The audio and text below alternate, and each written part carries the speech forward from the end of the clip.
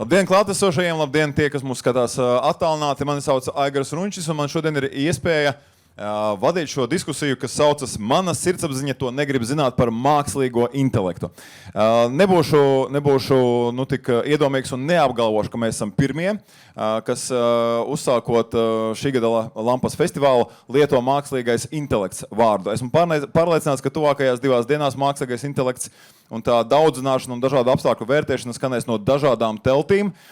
Tiks pārunāti dažādi aspekti par un ap mākslīgo intelektu, bet mēs šodien brīnišķīgā kompānijā iesāksim diskusiju par sirdsapziņu. Ko mēs zinām vai nezinām par mākslīgo intelektu, vai izliekamies, ka mēs nezinām vai nemaz negribam zināt.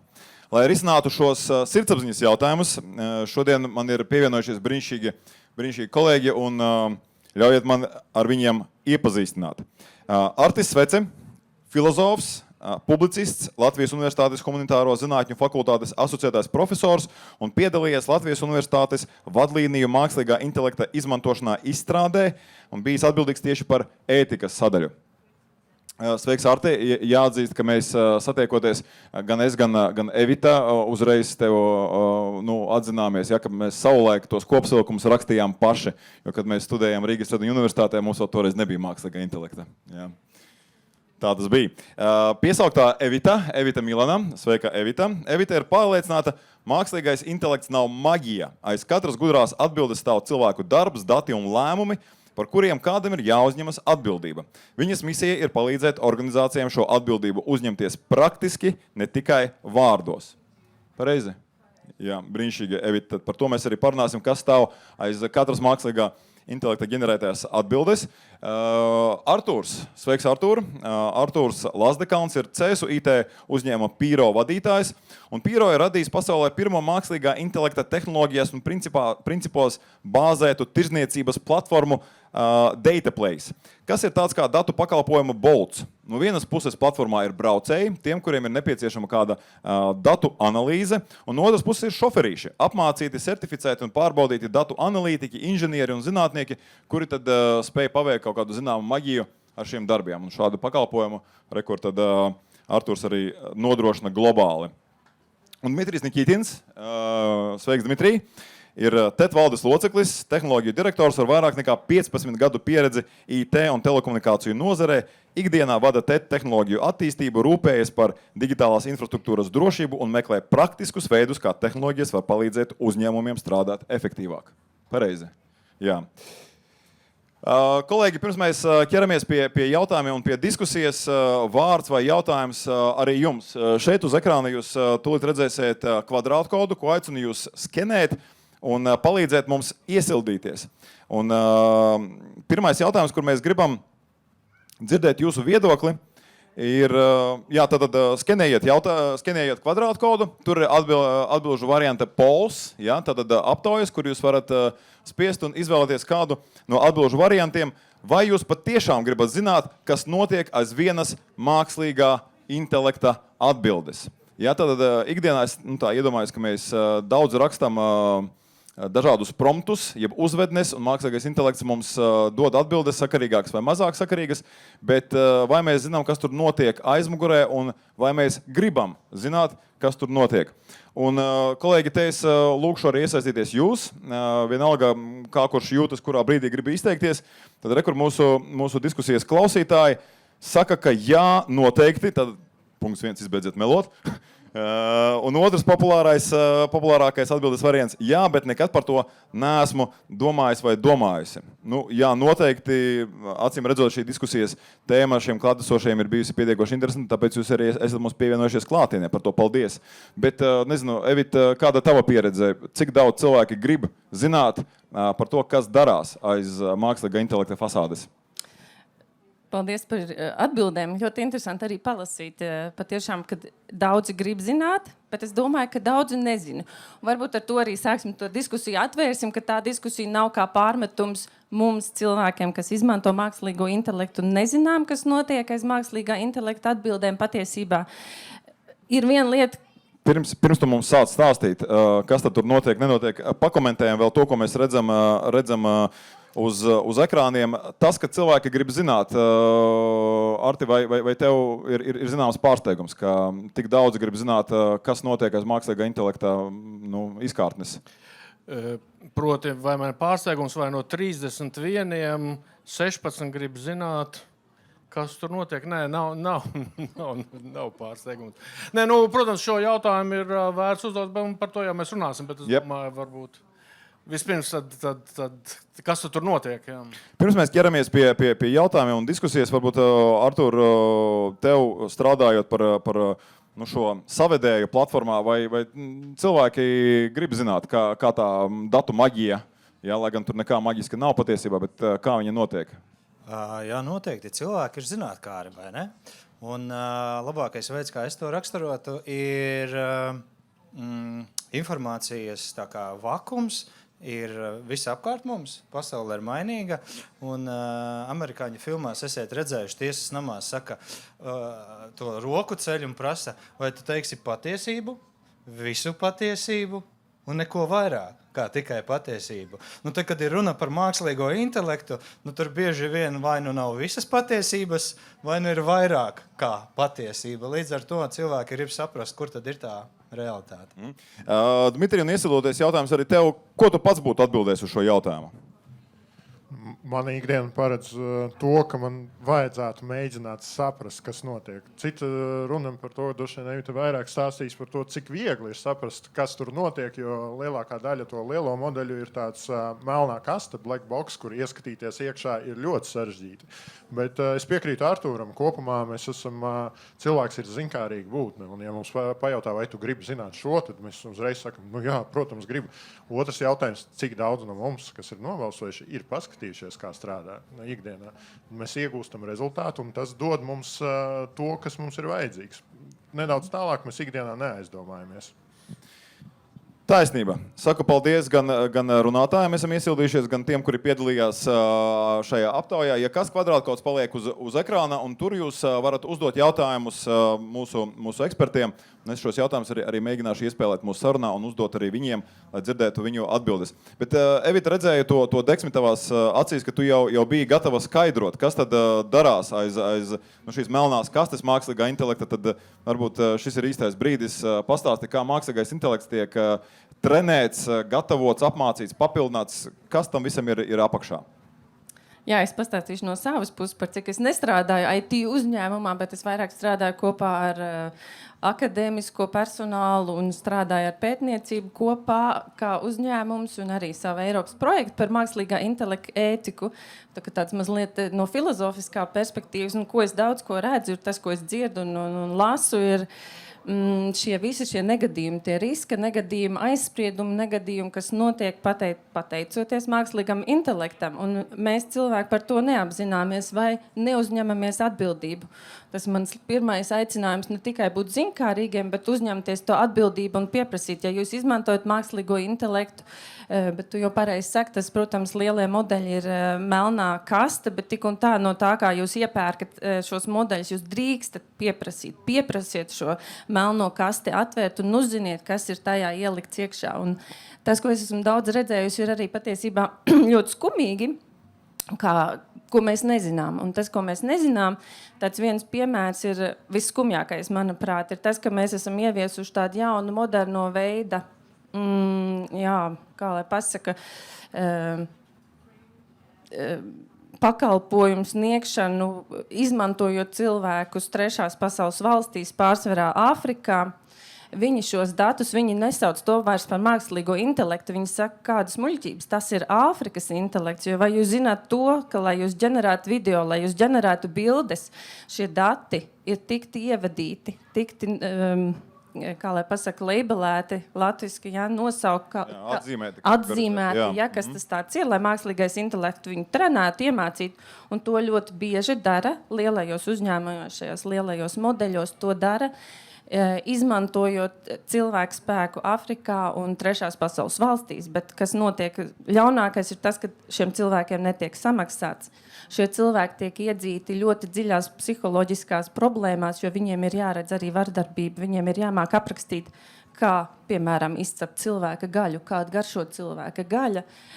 Viņus izmanto viņu ģimenes bērnu bildes, un šīs bildes viņiem neatgriež pēc tam. Un tās ir tās lietas, par ko mēs nezinām, kas man liekas ir šī tumšā puse mākslīgajam intelektam. Jo, lai katru bildi ģenerētu, mēs jau par to nezinām, mēs neiedomājamies, mēģinām vēlreiz un precizējam, kamēr mums iznāk tieši tā bilde, kas mums patīk, bet patiesībā aiz tā visa slēpjas vesela kolonija cilvēku, kas to sauc par moderno cilvēku izmantošanu. Tas, kā tu iezīmēji, šī melnā kaste ir patiešām melna, bet vai viņa ir tikai melna, vai tur arī kaut kādi pozitīvi aspekti? Vai? Noteikti ir pozitīvi aspekti arī. Es domāju, cieši, ja mēs runājam par Eiropu un Eiropas kultūru, Eiropas vērtībām, tad mums ir mazliet savādāk, un mēs vairāk nesam atbildību par to, ko mēs darām. Un tas, ko es redzu, dzīvojot arī ārpus Latvijas, ir tas, kad es paļaujos tiešām arī uz šīm lielām zinātniskām pētniecības iestādēm, kas ar publisko finansējumu rada jaunus modeļus, lai mēs tos izmantotu un kas ir publiski pieejami. Ja? Un tur, protams, ir tie vairs nav Āfrikas neapmaksātais darbspēks, bet gan tiešām zinātnieki, kas sēž un to dara. Problēma ir tajā, protams, ka tas nav vairs tik konkurētspējīgs kā mūsu tie iemīļotākie modeļi. Bet ir pozitīvi. Jā. Es tikai gribēju vēl vienu varbūt no cita aspekta par to nezināmo. Tad es vairāk vai mazāk pārstāvu radošās industrijas. Un, protams, tas, kas mūsu pirmām kārtām skar, ir, kas notiek ar autortiesībām. Tagad es redzu, ka Klods, piemēram, uzrāda to sarakstu ar tekstiem, ko izmanto atkal vai pilnu vai daļai, nezinu, ChatGPT, nē. Bet tekstu radītāji, attēlu radītāji bija starp pirmajiem, kuri dabūja šo triecienu no ChatGPT, kuru tādas darba vietas kaut kādā ziņā tika aizslaucītas, un izmantojot to, ko cilvēki ir radījuši. Un es atceros, arī bija kaut kādā, New York Timesā saruna ar mākslinieku, kurš tur visu mūžu taisīs savā stilā, kaut kādus attēlus, kurus tu iebaro mākslīgajam intelektam, un viņš nākamajās 2 minūtēs rada vēl 40 tādus. Es pārspīlēju. Ja? Bet autortiesību jautājums ir, manuprāt, milzīgs un ļoti svarīgs, un vēl tās atklātības nav mākslīgam intelektam šajā ziņā. Ja es piekrītu, Dmitrij, kāds tavs viedoklis, kā mākslīgais intelekts tiek trenēts un cik daudz mums par to vispār jāzina un jāuztraucas? Tas, kas ir viens no uztraucošajiem faktiem, ir tas, ka pirmajā solī, protams, ka tiek izmantot cilvēki, kas apmāca to mākslīgo intelektu, bet sasniedzot noteiktu līmeni, tālāk priekš mākslīgā intelekta apmācības tiek izmantots jau mākslīgais intelekts. Respektīvi, tur ir tas uzraudzītā mācīšanās, reinforced learning, kur mākslīgais intelekts uzrauga mākslīgo intelektu. Un tas, ko mēs arī runājām par to, ka mākslīgais intelekts tiek trenēts parasti uz zinātniskās literatūras grāmatām un uz tādas uzticamas informācijas, kas mums ir pieejama. Bet statistika liecina par to, ka ar vien vairāk zinātniskās literatūras tiek radīta arī ar mākslīgā intelekta palīdzību. Tur procenti bija diezgan graujoši pēdējo reizi, kad es skatījos pētījumu. Tas nozīmē, ka nākotnē mēs sastapsimies ar situāciju, kad mākslīgais intelekts mācās uz satura, ko uzradīs mākslīgais intelekts. Tas ir tāda cilpa. Ir noslēgta, sanāk, viņa ir noslēgta. Cilpa jauna zināšanas nerodas. Pirmkārt, nerodas jaunas zināšanas. Otrkārt, mums ir jāatcerās, ka mākslīgais intelekts tomēr kaut kādos brīžos turpina halucinēt. Viņš rada kaut kādu jaunu informāciju, kas nav uzticama. Tas nozīmē, ka ieraugot kaut kādā zinātniskajā literatūrā šo sadaļu, halucinācijas informāciju, viņš iemācās, ka tā ir patiesība. Un tādā veidā mēs riskējam nonākt diezgan neparedzamā ceļā. Jā, cik esmu lasījis, tie, kas nodarbojas ar dezinformāciju, viņi speciāli mēģina barot šo dezinformāciju, lai modeļus apmācītu, lai viņi, dodot atbildes jau ir trenēti un uzskata, ka tā dezinformācija ir patiesa informācija. Artur, tev, kur nodrošinot šo datu platformu, Kā tur ir ar ētiku? Vai jūs par to domājat, vai jūs paredzat, kas tie par datiem, no kurienes viņi nāk, kā viņi tiek apmācīti, kam viņi tiek izmantoti, tam līdzīgi? Cik daudz tu un tavi kolēģi par to ikdienā domā? Paldies visiem par komentāriem. Mēs vairāk nodarbojamies ar skaidrojošo un izglītojošo sadaļu šajā kontekstā. Un mazliet no tās sadaļas ir tāds teiciens, ir dati, ir meli un ir statistika, kas ir nākamais. Ja? Līdz ar to arī jebkādu informāciju, es kādreiz mācījos vēstures filozofijas fakultātē, un man kā iemala ļoti kritiski uztver, kurš to rakstīja, kāpēc rakstīja, kad rakstīja, un padomā, kādā vidē viņš dzīvoja, kādā vidē viņš auga, vai viņam kāds turēja pistoli pie galvas vai nē. Respektīvi, šis jautājums, un līdz ar to arī ar šo visu, ko mēs šeit pasniedzam, es piekrītu par to ētisko briesmīgo sadaļu, bet tāpat laikā ir arī citas raksti, ka tā ir ievienīgā darba vieta, ko tu vari šeit iegūt. Un ir tas ekonomiskais, un kā tu beidzot tur varbūt iegūsti un baro, un beigās tie cilvēki iegulda savu laiku, darbu, enerģiju un izglīto to tehnoloģiju. Tā kā tur jāskatās plašāk, bet par pašu mākslīgo intelektu, tas, ko mēs skaidrojam, nevajag tā kā glorificēt, nezinu latviski precīzāko vārdu, tāpēc būtības ir tehnoloģija kā smadzenē, smadzenīte.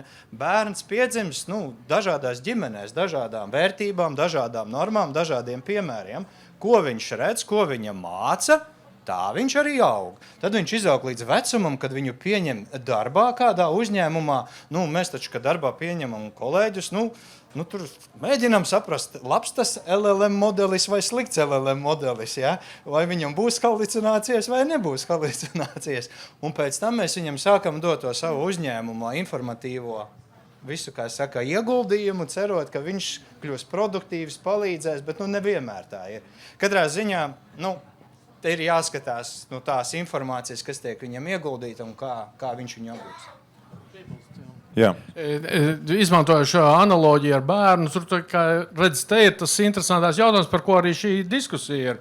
Jā, par to atbildību. Jā, jo teiksim, ja mēs audzinām bērnu, vai mēs viņu nodotu datoru inženieriem audzināt? Jā, tās aizsūtīt uz tetu uzņēmumu, jā, lai tur tie cilvēki, jā, lai to bērnu uzaudzina. Jā.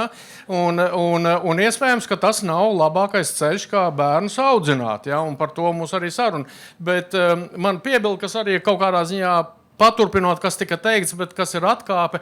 Es kaut kādā ziņā tomēr ticu cilvēkiem. Es neticu, ka tur tas mākslīgais intelekts uz savā nodabā tur tagad nezinu, ko pats no sevis darīs. Un man tas pozitīvais moments, ko es tikko izlasīju, bija par token maxing. Proti, tad runīja par to, ka ir lielie uzņēmumi, kuros cilvēku darbs tiek mērīts pēc tā, cik daudz cilvēks izmanto mākslīgo intelektu. Jo vairāk izmanto mākslīgo intelektu, jo produktīvāks.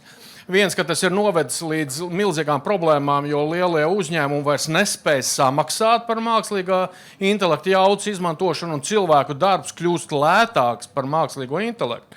Bet otrs ir, kāpēc tas tā ir? Tāpēc, ka tur ir cilvēki, kuri tagad šito uzzina, un viņi sāk to mākslīgo intelektu izmantot bezjēdzīgi, lai paaugstinātu savu to izmantoto mākslīgā intelekta laiku. Ja?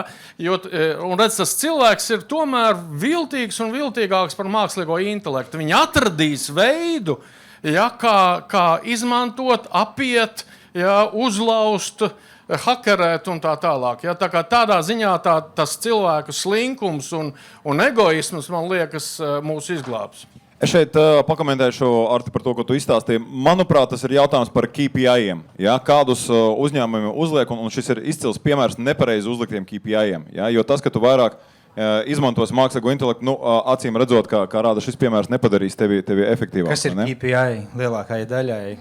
Es domāju, ka lielākā daļa zina, bet Key Performance Indicator, ja, tad tas, ko parasti uzņēmuma vadība pasaka, ka lūk, mēs sagaidām no tevis, ka tu darīsi šādu lietu. Ja, un tas bija piemērs, ko Artis izstāstīja. Starp citu, par mākslīgo intelektu trenēšanu, cik esmu lasījis, zinātnieki bažījies vai baidās no tā brīža, ka kamēr mākslīgais intelekts atskaitās, kā viņš tiek trenēts, kā dati izmantoti, kā viņš pastāsta to procesu, kā viņš, domā, kas nav pareizs vārds attiecībā uz mākslīgo intelektu, bet tomēr, ka var izsekot. Tikmēr viss vēl labi.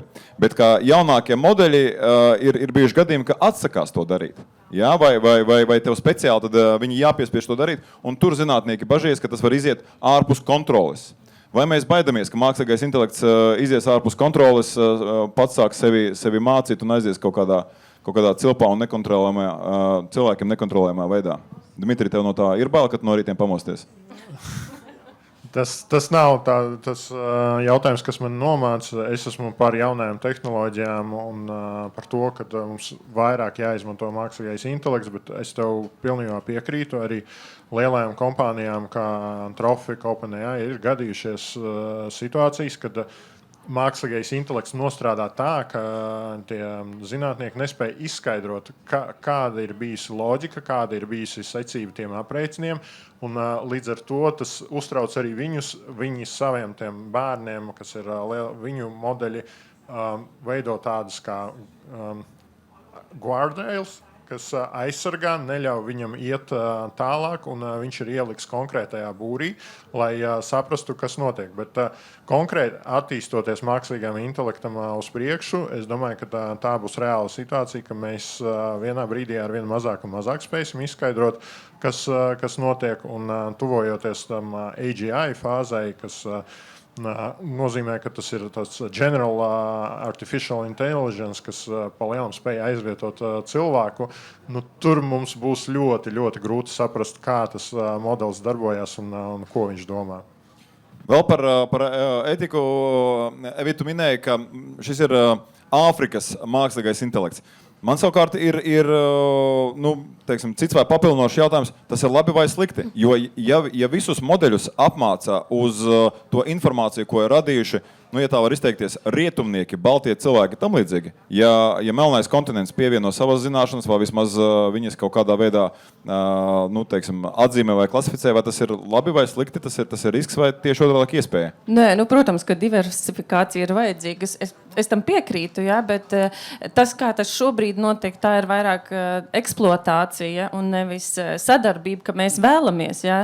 Diemžēl ir tā, ka šiem cilvēkiem nesamaksā un tās nav Eiropas vērtības un tās nav Eiropas firmas, kas to dara. Protams, tie lielie modeļi, kurus mēs ikdienā izmantojam, viņi ir tie, kas piesaista šo diversifikāciju. Bet problēma ir tajā, ka es pastāstīšu vienu konkrētu piemēru, kā Āfrikas, piemēram, datu ievadītāji. Viņi saka, man piegādā no Rietuma Eiropas bildes, skanētas bildes no ārstu, es nezinu, vai smadzenēm, vai kas tās bija, jā, daudz, un viņas ir tātad jātrenē mākslīgais intelekts. Viņa saka, bet es taču neesmu dakteris, un man ir jāatpazīst, kur ir vēzis un kur nav.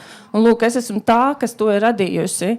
Un jautājums par to, cik ir tas uzticamības līmenis tam, kas iznāk ārā no šī mākslīgā intelekta radītā modeļa, ja? Kā viņš ir trenēts. Un man liekas, ka tā ir tā problēma. Uzticamības līmenis daudzi šī brīža izmantotie rīki, tūli, kas nav, GenAI, bet vispārīgie modeļi arī, medicīnā, zinu, ka Spānijā, Basku zeme šobrīd arī apmaksā startupu, kas skanē ādas vēzi, bet, diemžēl, 30% nolaiž garām greizi, tāpēc, ka viņš nav trenēts uz tumšas ādas. Kā piemērs. Tāpēc tā uzticamības līmenis, tad ir jautājums par to, vai ne? Pirms mēs noslēdzam šo sadaļu, jautājums Arturam un Dmitrijam par uzņēmēju perspektīvu. Jūs piedāvājat savus produktus uzņēmējiem, tātad vai viņi uztraucas TGPT, piemēram, ja, kad risinājums, no kurienes nāk dati, kas ar viņiem notiek, kas viņus ir trenējis, melnāda, gaišāka, tumšāka, jeb uzņēmējiem vairāk interesē uztaisīt produktu un šī ētikas jautājumi paliek kaut kur fonā? Kā tika trenēts algoritms, mums tas jautājums vēl nav ienācis, man liekas, bet uzņēmēji noteikti uztraucās par to, kur nonāk viņu dati. Kur nonāk, jā. Ļoti labs neņķis, jā. kas ar viņu datiem tiek darīts, vai viņi kaut kādā veidā kļūst publiski, vai uz viņiem tiek trenēta informācija. Protams, kad arī par drošību, respektīvi, ja mēs izmantojam mākslīgo intelektu uzņēmumā, mēs noteikti negribam sastapties ar situāciju, kad to modeli uzlauž un visi mūsu dati pēkšņi kļūs publiski. Līdz ar to tas ir galvenais, ko uzņēmēji tagad prasa. Protams, papildus nāk arī tas jautājums, ko mēs varam darīt, kādas ir papildus funkcijas, izmantojot šī mākslīgā intelekta risinājumus. Jo sākotnēji tas pareizi bija minēts, ka ir tas token maxing, kad arvien vairāk un vairāk izmantot mākslīgo intelektu, bet daudziem uzņēmumiem tas mākslīgā intelekta rēķins jau ir tik milzīgs, ka viņi sāk pamazām jau aizdomāties, kā mēs nomēram to efektivitāti, ko mēs iegūstam no mākslīgā intelekta, un vai tiešām šajā gadījumā mums ir jāpielieto mākslīgais intelekts. Ja, piemēram, viens piemērs mākslīgā balss, lai palaistu tur mākslīgo aģentu, kas atbilst uz telefonu zvaniem. Uz doto brīdī tā cena lielākai daļai risinājumu pārsniedz cilvēka stundas cenu. Līdz ar to Latvijā visbiežāk izdevīgāk ir noalgot cilvēku, kas atbildēs uz zvaniem, nevis izmantot mākslīgā intelekta risinājumus. Artur, kāda tava pieredze? Uzņēmumi ir dažādi. Ir lieli uzņēmumi, gan lokāli, gan aiz Latvijas robežām, kas pilnīgi visu, ko Dmitrijs aprakstīja, tādā veidā arī runā. Bet ir ļoti daudz uzņēmumu, kuriem tas pilnīgi neinteresē. Viņiem piķis svarīgs un nāk pie manis, palīdzi man noautomatizēt kaut ko un kaut ko daram lēni, ātrāk. Viņiem var to izdarīt 10 reizes ātrāk. Tad, par to, kad būs problēmas, tad domāsim.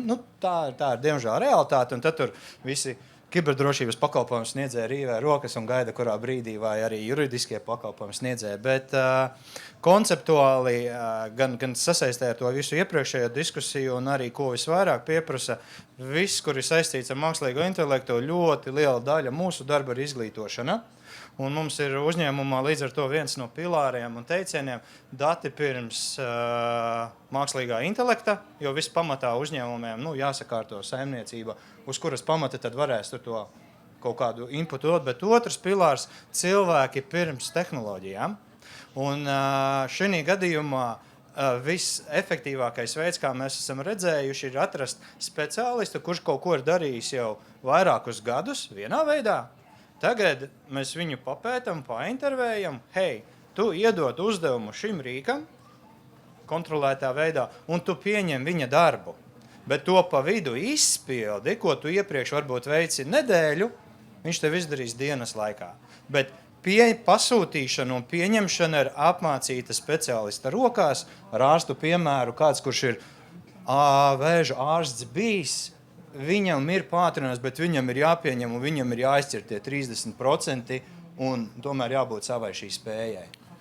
Kolēģis piedāvāja, ka mēs mūsu sarunā diskusijā pavirzamies uz priekšu un parunājam par resursiem, kā mākslīgā intelekta neatņemamu sastāvdaļu. Un rekur arī viens no, vai patiesībā īšķīši ir vairāki, tātad vairākiem interesē šis jautājums, kur paliek viss, ko vaicāja mākslīgajam intelektam? Pat ja intelekta apmācības un atmiņa ir izslēgta vai kaut kur vaicātā informācija, kas dažkārt varbūt nebūtu publiski pieejama un sensitīva, vai tā paliek kaut kur? Dmitrij, un šo jautājumu es tev kā pirmajam gribu uzdot un aicināt arī pastāstīt par datu centriem. Vai šim ir kaut kāds sakars ar datu centriem, uz kaut kādiem mākoņiem? Kurš informācija paliek? Šis īstenībā ir ļoti labs jautājums, un daļā atbildes arī tas, kas mums tagad būtu jāizdara un jāpārbauda, ir, vai mums ir atķeksēts, ka mūsu informāciju, mūsu promptus neizmantot intelekta apmācībai. Jo privātajos modeļos, ja nav specifiski ieliks, ka lūdzu neizmantojiet, ir iespēja, ka jūsu dati tiks izmantot. Bet tas var būt labi. Es esmu, kā sakās, tik gudrs. Es gribētu, lai mans viedoklis ietekmē mākslīgā intelekta atbildes. Kāpēc? Ne? Aigar, ja tu esi tik gudrs, tad droši atstāj to ķeksi. Es atstāšu. Varbūt es lieku kaut ko nedaudz sensitīvāku, tur negribu, lai tas nonāk pasaulē. Tāpēc ir ļoti labi apskatīties, pārbaudīt. Protams, ja jūs esat ļoti gudrs un gribat dalīties ar zināšanām, atstājiet. Bet kopumā, vai tā informācija kaut kur nonāk, ja mēs runājam ar piemēram, ChatGPT vai Claude, mēs redzam, ka tas modelis daudz ko pa mums atcerās. Viņam ir savs konteksts, ko viņš saglabā. Un arī par failiem, ko mēs esam ievietojuši tur, viņš arī kaut ko atcerās, ir iespējams uzsākt pēc kaut kādām 10 dienām to pašu sarakstu, un viņš joprojām saglabās informāciju, ko viņš ir iegūst no tā faila. Ir kaut kāds saglabāšanas periods, katram modelim definēts, kad viņš glabā visus jūsu pieprasījumus, visus jūsu datus, ko jūs esat ievietojuši, un līdz ar to tas glabājās datu centros, mākoņos, un mākoņos ne tajos, kas uz doto brīdi ir virs ceļiem. Tas ir, kā saka, katrs mākonis ir kāda cita mašīna, serveris. Dators, jā. Jā, un tad tiek izvietota datu centros, kas aug plašumā ar katru dienu un patērē ar vien vairāk elektrības. Jā, patērē elektrības, patērē ūdens resursus. Esmu lasījis visādus elpu aizraujošus piemērus, ka viens tāds vidējs datu centrs ir pielīdzināms pilsētai ar 50,000 iedzīvotāju resursu patēriņu, sakot elektrības un ūdens ziņā. Tas ir daudz maz. Kā mums par to justies? Iedomājies, jūs tagad uzceļat jaunu datu centru, un jūs to darat tagad Salaspilī. Sanāk, ka tas resursu patēriņš ir tikpat liels, cik Salaspils vai pat vairāk. Vai tā nav? Konkrēti mūsu datu centrā nav, bet lielākie AI datu centri ļoti stipri aug tajā power consumption. Piemēram, agrāk, kad mākslīgais intelekts vēl nebija tik aktuāls, viena statne datu centrā, un tās statnes datu centros ir 1000, patērēja 5 kW. Tagad ar mākslīgā intelekta ienākšanu viena statne, kas ir radīta priekš mākslīgā intelekta trenēšanas, patērē 130 kW. Tas ir kāds pieaugums. Un tagad mēs arī runājam par to, ka tuvākajā nākotnē jau parādīsies statnes, kas patērē 300. Tas nozīmē, kāds ir elektrības patēriņš. No kopējās statistikas uz doto brīdi datu centri patērē pasaulē 1,5% no visas elektrības. Līdz 2030. gadam, kas nemaz nav tik tālu, tas dubultosies līdz 3% no visas pasaules elektrības. Jā, man ir dati par ASV datu centriem, un šie dati ir apkopoti, ka 4,4% no ASV elektrības patērē datu centri, un līdz 28. gadam tie būs 12%.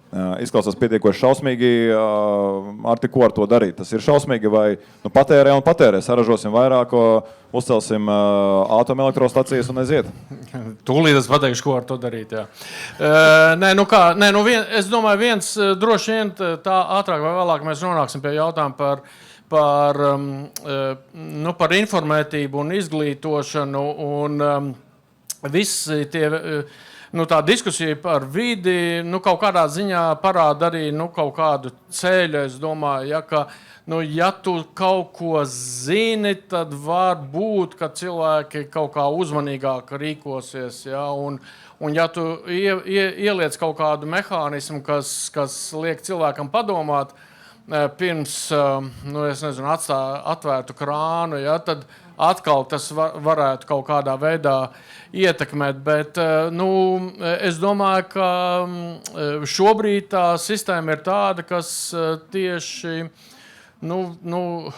vismaz tādā individuālā līmenī, ja, ka tu samaksā par mēnesi, ja, kaut kādu abonēšanas maksu par ChatGPT un būtībā lieto, cik gribi, tas jau tikai veicina to, ka tu mēģini maksimāli viņu izmantot. Tas nozīmē, ka, bet, protams,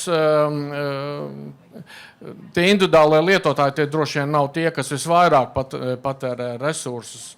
Ja, tā kā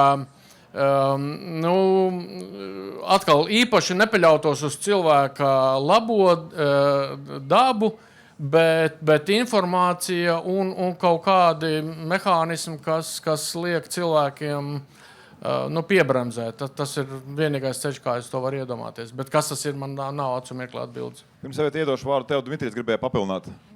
Jā, Lielie uzņēmumi arī sāk domāt par to, ka tas elektrības patēriņš aug un resursi ir vajadzīgi ar vien vairāk.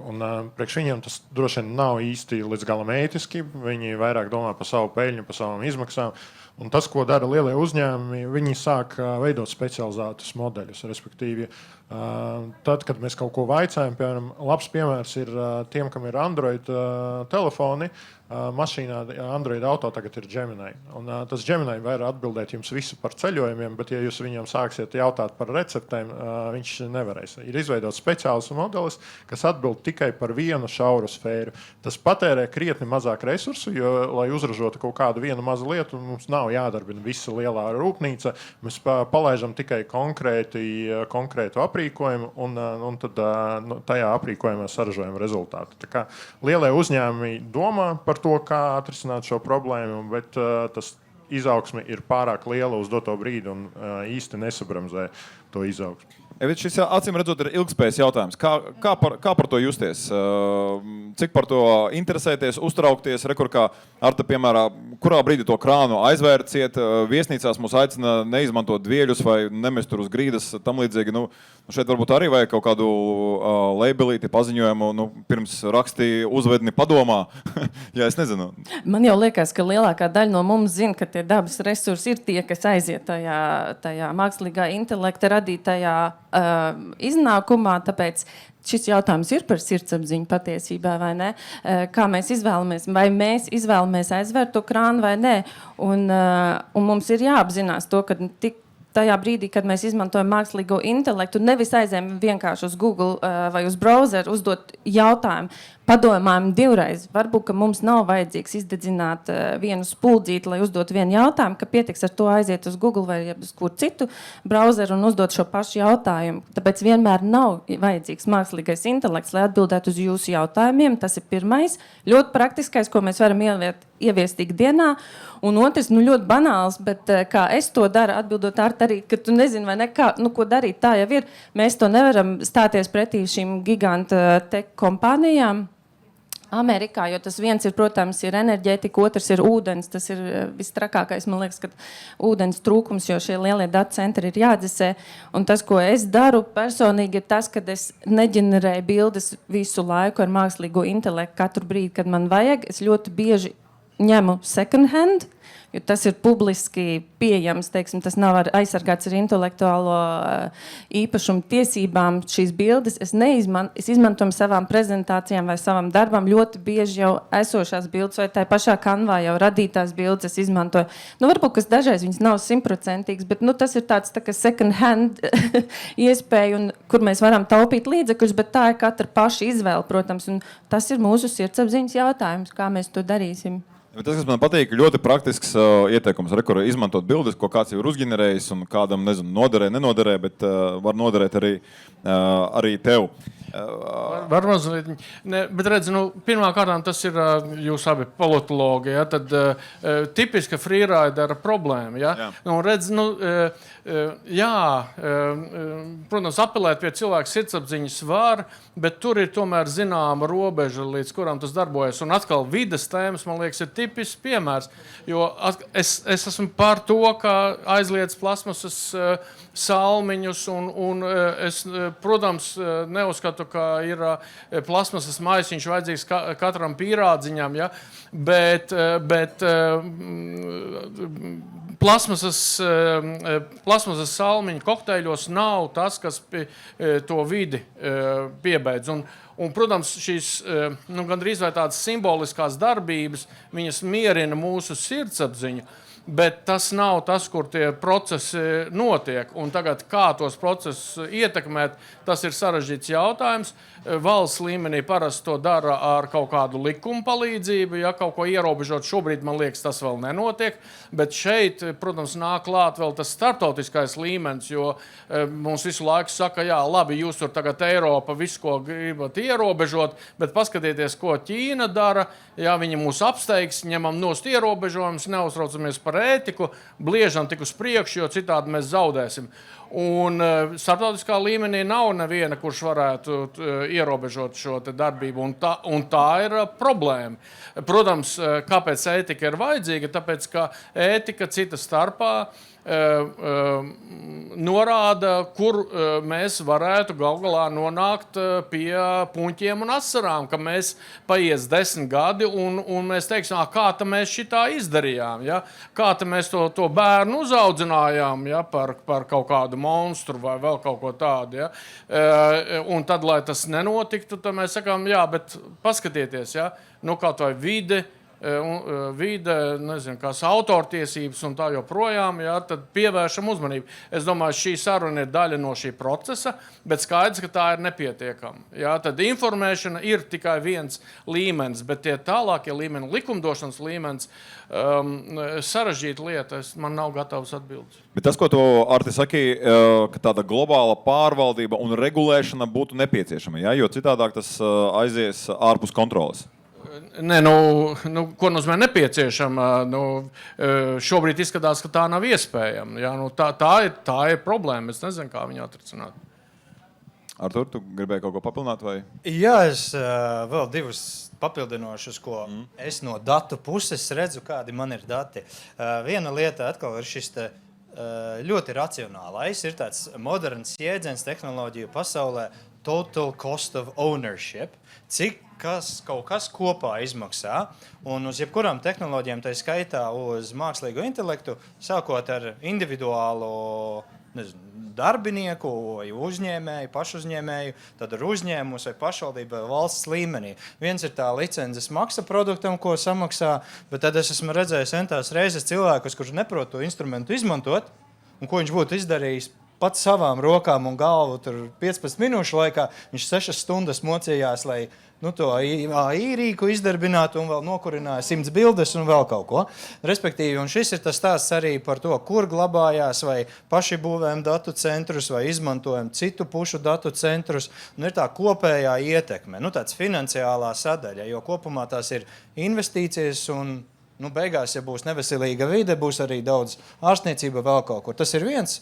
Otrs virziens, kurš varot tā kā cenšas par to rūpēties, šīs pašas korporācijas un uzņēmumi ļoti piestrādā pie kultūras jēdziena. Un ir jēdziens datu un mākslīgā intelekta kultūra.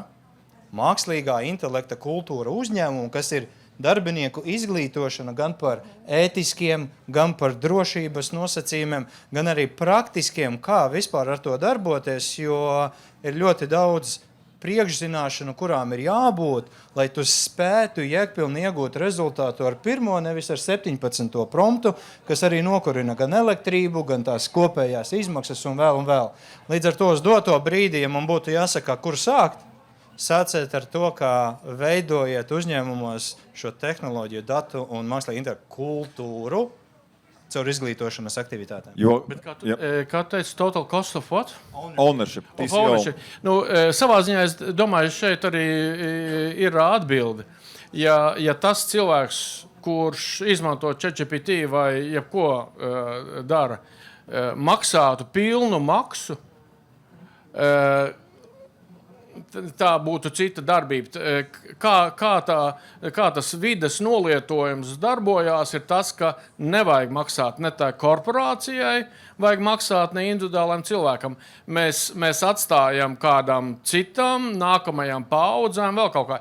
Ja tev vajadzētu samaksāt pilnu maksu par to plasmasas maisiņu, ko tu lieku paņem, es domāju, mēs viņu bieži vien neņemtu. Ja? Latvijā mēs tā arī atrisinājām maisiņu, vismaz liela maisiņu, vai ne, problēma? Nezinu, nē. Daļēji mēs atrisinājām. Kādreiz bija laika, kad varēja maisiņus dabūt. Jā, es saprotu, tu maksā kaut ko. Man zināms pārsteigums bija tas Covid laiks, ja? Tad labi, plasmasas maisiņu dabai mēs draugi esam, ja? Bet, ja ir Covid, katra bulciņa savā maisiņā, vai ne? Un tas ik pa laikam. Es tagad arī domāju, man jāraksta slējas arī par tiem lāčiem. Jā, lāči, labi, jauka lieta, ja? Bet ja viņš te kaut kur tur, kur es ogoju, šaut nost, ja? Diemžēl tā cilvēku daba ir tāda nepilnīga. Tā tas ir. Dmitrij, es zinu, ka kādreiz te tirgoja zaļo enerģiju. Droši vien arī tagad piedāvājat.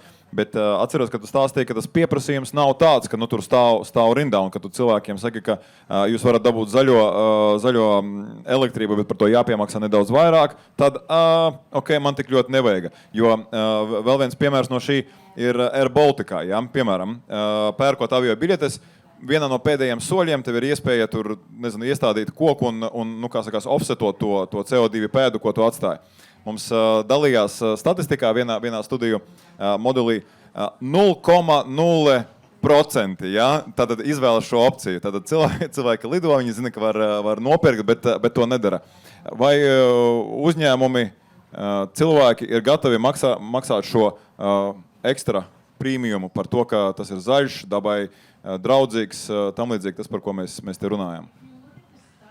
Šeit ir ļoti interesanta situācija. Tad, kad mēs runājam ar kaut kādiem partneriem, kas arī darbojās datu centru biznesā Eiropā, citās valstīs, tad viņi saka, ka pie mums nāk klienti un prasa zaļo elektrību. Viņi ir gatavi piemaksāt par šo zaļo elektrību. Pie mums nenāk klienti un neprasa zaļo elektrību. Un, ja mēs sāktu piedāvāt, respektīvi pa maksu, visticamāk, līdzīgi kā Air Baltica, neviens to neizvēlētos. Bet mūsu pozīcija ir tāda, ka tā ir uzņēmuma atbildība, kā viņš rīkojas par ilgtspēju. Un mūsu datu centrs uz doto brīdī darbina 100% zaļa elektrība. Un tas ir tas, kā mēs dodam savu pienesumu planētai. Un skatāmies, kā atvieglot to nastu kaut nedaudz. Bet skaidrs, ka kopumā tas patēriņš augs. Un, vai mēs spēsim visu nokompensēt tīri ar zaļo elektrību, tad to laiks rādīs. Visticamāk, ka fosilās degvielas īpatsvars joprojām paliks diezgan liels, ņemot vērā to lielo patēriņu, kas ir sagaidāms. Bet par globālo regulēšanu, tas, kas tika pieminēts, vai ir iespējams, es teiktu, ka nav iespējams ieviest tādu globālu regulēšanu vai noteikumus. Uz AI, manuprāt, ir jāskatās kā uz nākamo industriālo revolūciju, jo tas, kas bija redzams iepriekšējās industriālās revolūcijas laikā, tās valstis, kas bija priekšā, kas bija spējīgas ātrāk attīstīties, viņas ieguva vēl lielāku lēcienu. Un tas atstarpes starp attīstītajām un mazāk attīstītajām valstīm palielinājās ļoti stipri. Un šeit mākslīgā intelekta gadījumā arī ir tieši tāpat valstis, kas ātrāk spējas adaptēties, izstrādāt jaunus algoritmus, viņas noteikti iegūs daudz lielāku pātrinājumu savā attīstībā. Tāpēc, vai mēs varam kaut ko regulēt, es teiktu, ka mēs varam mēģināt, bet tas noteikti neizdosies. Kolēģi, viens jautājums no zāles nav redzams uz ekrāna, man planšetē gan ir redzams. Raksta tā, drīzāk jājautā, ja mēs uzzināsim, kā tas strādā un cik ētiski patērē daudz resursus, vai mēs rīkosimies citādāk un vairs neizmantosim MI? Jautājums publikai, vai ne? Ne, viņi jautā mums, tā kā jums, bet tur katram ir kaut kāda zināma interese par to. Ja zināsim, ja pieliksim šos kaut kādus paskaidrojošus informācijas avotus, ka patērē tik daudz, bet mēs neizmantosim. Man liekas, tu jau atbildēji, ka cilvēks ir nepilnīgs, un ignorants un slinkums, un visticamāk tik un tā izmantos. Es tikai atkal vienu tādu datu griezumu, ko mēs redzam. Ja man ir jāiegādājās dārgākā ar Baltika biļete vai zaļāka enerģija, tad es tik un tā ņemšu lētāko. Bet, pateikt tavs godīgums. Tā ir svarīgi. Es vairāk to, ko es datos redzu, bet caur prizmu. Es arī nelieku ar Baltika biļetēm, atzīšos to.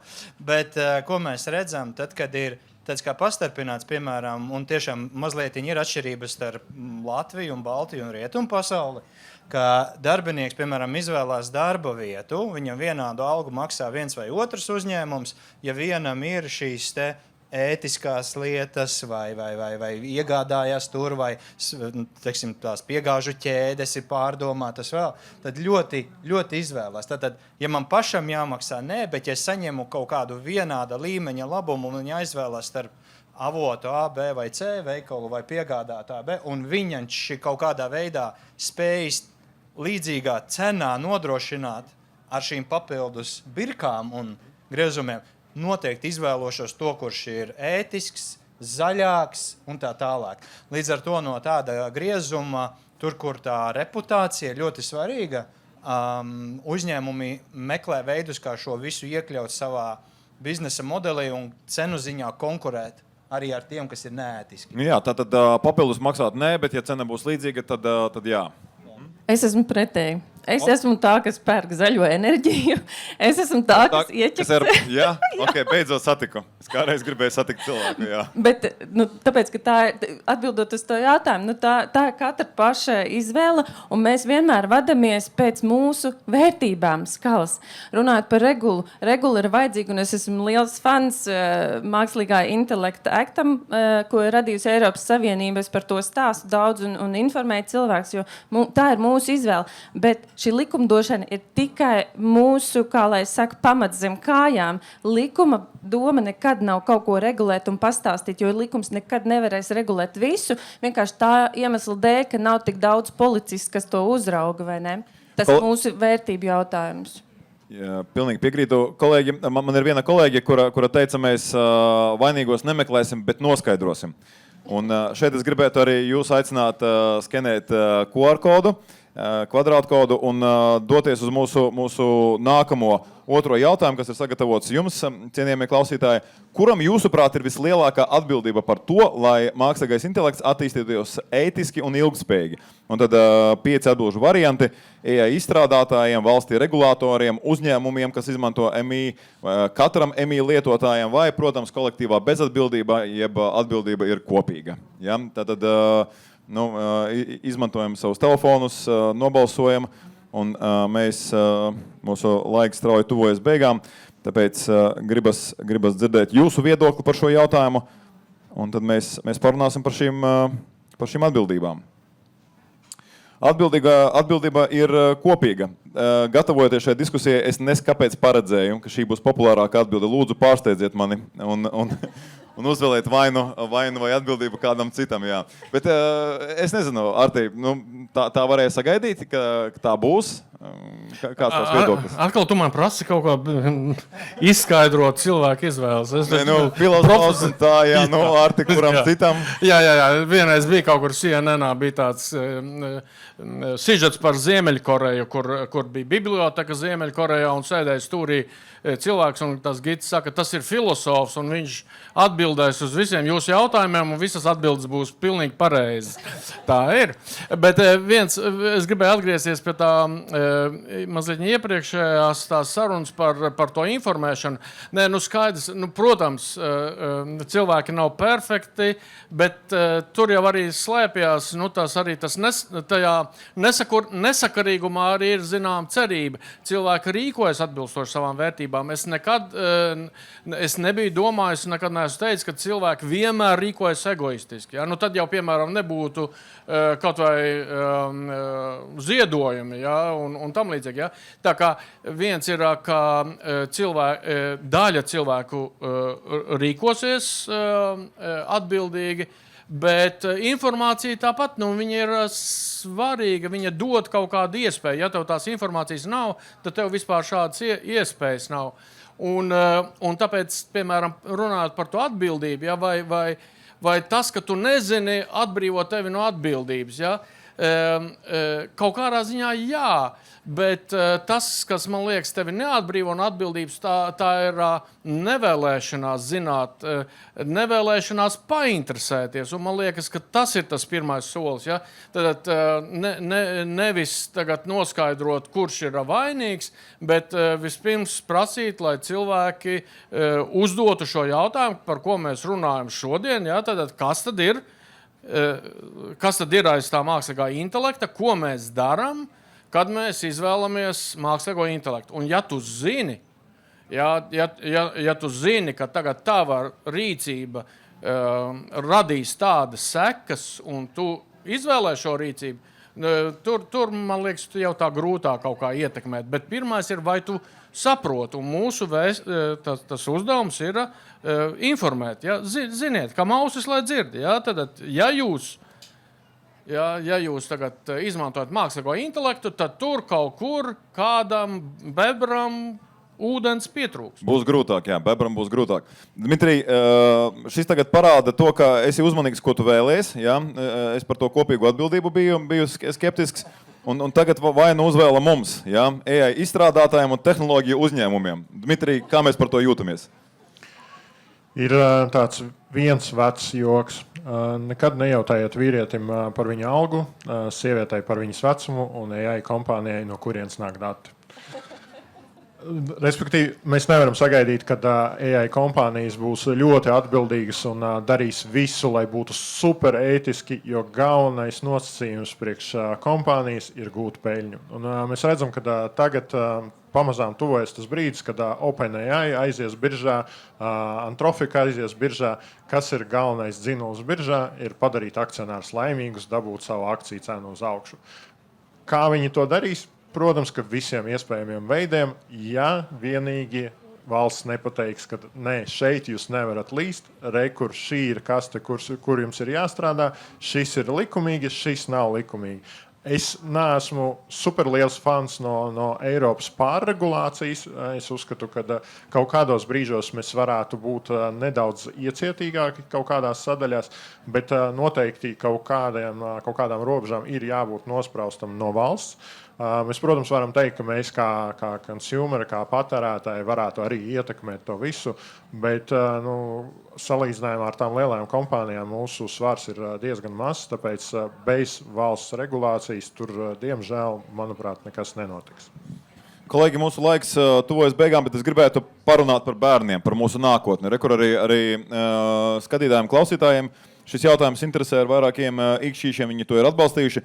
Kāds ir jūsu viedoklis par mākslīgā intelekta pieejamību bērniem? Un kā tas ietekmē un ietekmēs bērnus? Evit, ko tu par to domā? Jā, šis ļoti strīdīgs jautājums patiesībā, jo atbildes jau vēl nav. Mēs nevaram ielīkoties tajā nākotnē, kāda ir tā nākamā paudze, kas ir jau izmantojis mākslīgo intelektu. Mazlietiņ tas jau sāk parādīties. Ir jau pētījumi no MIT, no Amerikas, ja, kad tā nākamā paudze, jā, jaunieši ir mazliet, es atvainojos, dumjāki nekā iepriekšējā paudze. Un tas ir pirmo reizi cilvēks vēsturē, tā ir noticis, ka nākamā paudze vairs ir mazāk gudra nekā iepriekšējā paudze. Un, diemžēl, tas ir pateicoties digitalizācijai, ne tikai mākslīgam intelektam, tur, protams, arī ir sociālajā mēdījā pakšā, bet, diemžēl, šī negatīvā ietekme sāk ar vien vairāk un vairāk parādīties arī zinātniskos rakstos. Ja? Un, es vakar lasīju arī, ka Norvēģija ir aizliegusi šobrīd izmantot jebkādas digitālās ierīces jauniešiem un bērniem skolās līdz pat 16 gadi. Nekāds mākslīgais intelekts. Mēs atgriežamies pie grāmatām un tiešām pie basiku. Un man jau liekas, pēc 10 gadiem mēs teiksim, redz, kādi viņi toreiz bija gudri. Vecāki bija gudri vai bērni?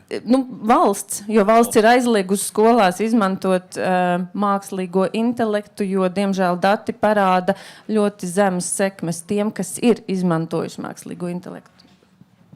Artur? Man liekas, Dmitrij teica pareizi par to industriālo revolūciju. Ko mēs tagad bērniem iesim, teiksim, neitai lokomotīvei sliedē un klāt tur tas briesmonis bļaus, skries tev leks virsū. Piekrītot tam, ka šī ir revolūcija, tādā izaugsmes attīstībā, viņa mainīs sabiedriskās normas. Mēs nevaram zināt, kā tas mainīsies, jo kaut ko pieliekot vai mainot tajā kopējā vidē, radīsies jaunas spējas, jauni talanti. Mums vienkārši procesā jāpielāgojās tai sadaļai, bet es tam pa virsu gribētu drīzāk uzlikt arī vairāk tomēr to gudro, bet atbalstošo mehānismu tā vietā. Jums būs jāpaskatās, ir dažādi piemēri, un tas ir selektīvi, kurus mēs izvēlamies, jo ir dažādi vecumi, dažādas skolas, kuras ir dažādas pieejas. un dažādām vecuma grupām, bet konceptuāli mums ir jāskatās arī tā varbūt atbildīgi no valsts nācijas līmeņa, kas ir mūsu tie izrāvienu un produktivitātes veicināšanas mehānismi, ņemot vērā mūsu iekšzemes koproduktu, kurš ir zemāks nekā kaimiņiem. Ja, mums tehnoloģiskie izrāvieni tomēr jāskatās nedaudz atvērtāk, nevis ar bailēm, bet atbildīgi. Atbildīgi, protams, jāuzmanās. Dmitrij, tev šī gada 1. septembris būs īpašs, tava meita sāksiet skolā. Ko tu viņai dosi ceļasomā un ceļamaizē? Ko tu viņai teiksi par mākslīgo intelektu? Pirmajā klasē vēl neko. Viņai arī nav telefons, viņai ir tikai pulkstenis, no kura var piezvanīt. Tā kā mākslīgais intelekts pagaidām tur nestrādā. Bet mans viedoklis kopumā, kad mūsu izglītības sistēma nav gatava mākslīgajam intelektam un mums būs jāpielāgojas. Respektīvi, mākslīgais intelekts ir tas rīks, kas palīdz mums daudz ātrāk iegūt informāciju, ātrāk mācīties, bet viņš nav savietojams ar mūsu esošajām izglītības metodēm. Un, mums daudz vairāk būs jāiegulda tajā, kad bērniem tiek mācīta kritiskā domāšana, lai izvērtētu, kas ir labi, kas ir slikti, kas strādā, kas nestrādā. Un, jāliek uzsvers uz to apmācībā. Un, līdz ar to mākslīgajam intelektam bērnu attīstībā bet pielāgojot mūsu ikdienu, mūsu izglītības sistēmu jaunai videi. Jā, kā sakās, bet ar zvaigznīti.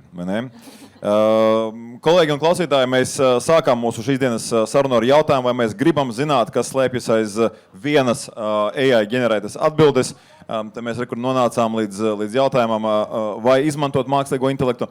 Mana sajūta, kopsavilkot mūsu šīs dienas sarunu, nav jautājums, vai izmantot mākslīgo intelektu, jo skaidrs, ka tā būs neatņemama mūsu dzīves sastāvdaļa, bet drīzāk, kā Artis iezīmēja, tas ir tāds nebeidzams process, kur ir jārunā par tiem jautājumiem, kas stāv aiz mākslīgā intelekta, par šiem ētikas, morāles, dažādiem jautājumiem, un apzinoties to, kas tam ir apakšā, mēs to spējam regulēt, pieņemt un izdarīt pareizākas izvēles un lēmumus savā dzīvē.